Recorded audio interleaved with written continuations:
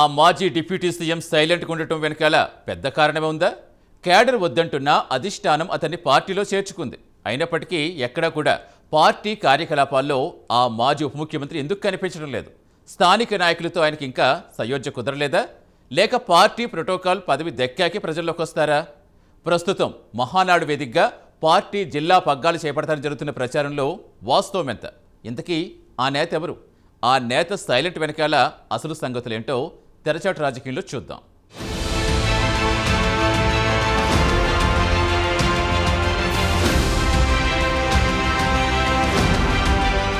గత ప్రభుత్వంలో మాజీ ఉప ముఖ్యమంత్రిగా పనిచేశారాయన. జిల్లా రాజకీయాలను తన కనుసన్నలతో నడిపిన సీనియర్ రాజకీయ నాయకుడు కూడా. అంతేకాకుండా మాజీ ముఖ్యమంత్రికి ప్రధాన అనుచరుడుగా, వీరవిధేయుడిగా కూడా చెప్పుకునేవారు. అయితే 2024 ఎన్నికల్లో ఓటమి చెందిన తర్వాత తెలుగు తమ్ముళ్లు టీడీపీలో చేరడాన్ని అడ్డుకున్నారు. అయినా సరే సైకిల్ ఎక్కేశారా నేత. సైకిల్ ఎక్కినప్పటికీ నియోజకవర్గంలో ఎక్కడా కనిపించట్లేదనే విమర్శలు వెల్లువెత్తుతున్నాయి. పార్టీలో చేరిన ఆ మాజీ ఉప ముఖ్యమంత్రితో పాటు ఆయన కుమారుడు కూడా ఎవరికీ అందుబాటులో లేరు.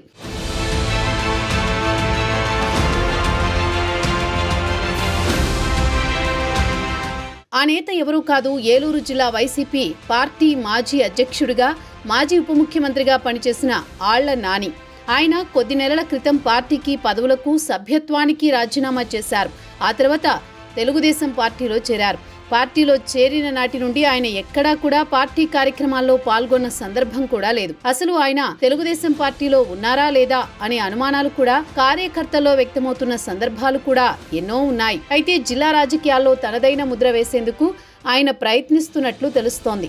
ఈ క్రమంలో ముఖ్యమైన ప్రోటోకాల్ పదవితోనే పార్టీ కార్యకలాపాల్లో చురుగ్గా పాల్గొనేందుకు ఆళ్ల నాని ఉవ్విళ్లూరుతున్నట్టు టాక్ వినిపిస్తోంది. వైసీపీకి రాజీనామా చేసిన తర్వాత టీడీపీలో చేరుతున్నట్లు వార్తలొచ్చాయి. ఈ విషయం తెలుసుకున్న ఏలూరు టీడీపీ పార్టీ నేతలు ఆళ్ల నాని రాకను వ్యతిరేకించారు.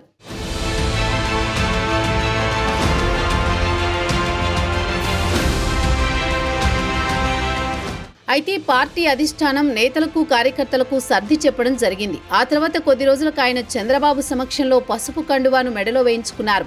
నానితో పాటు ఆయన కుమారుణ్ణి కూడా తెలుగుదేశం పార్టీలో చేర్చి అందరినీ ఆశ్చర్యపరిచారు.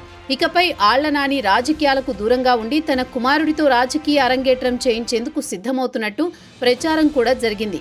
కానీ పార్టీలో చేరి నెలలు గడుస్తున్నా ఎక్కడా కూడా ఆళ్ల నాని గాని, ఆయన కుమారుడు గాని పార్టీ కార్యకలాపాల్లో పాల్గొన్న సందర్భం లేదు.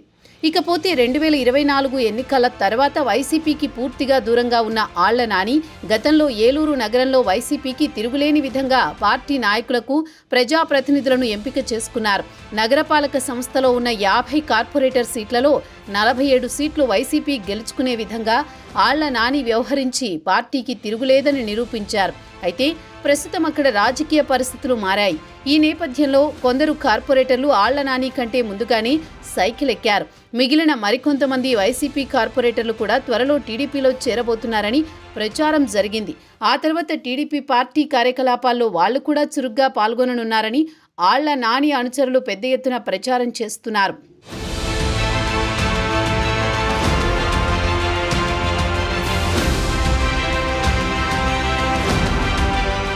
ప్రస్తుతం మహానాడు వేదికగా ఆళ్ల నానిని టీడీపీ జిల్లా అధ్యక్ష పదవి కట్టబెట్టే అవకాశం ఉందని సంకేతాలు కూడా అందుతున్నాయి.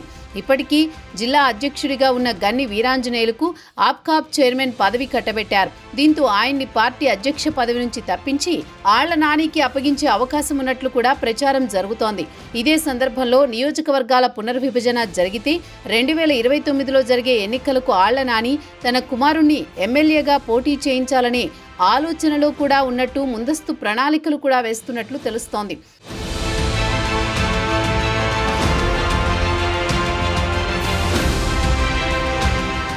కడప జిల్లాలో జరిగే మహానాడు తర్వాత ఏలూరు రాజకీయాల్లో అనేక మార్పులు జరిగే అవకాశం ఉన్నట్టు టాక్ వినిపిస్తోంది. జిల్లాలో టీడీపీకి తిరుగు లేదు అనే విధంగా పార్టీ పటిష్టతకు కృషి చేస్తారని జోరుగా ప్రచారం జరుగుతోంది. అలాగే తన రాజకీయ అనుభవాన్ని జోడించి ముందుకు సాగేలా ఆళ్ల నాని సంసిద్ధమవుతున్నట్లు తెలుస్తోంది. అయితే నాని రాకను వ్యతిరేకించిన పార్టీ నేతలు, కార్యకర్తలు ఆయనకు జిల్లా అధ్యక్ష పదవి కట్టబెడితే ఏ విధంగా స్వాగతిస్తారు, ఎలా రిసీవ్ చేసుకుంటారనేది వేచి చూడాల్సిన పరిస్థితి.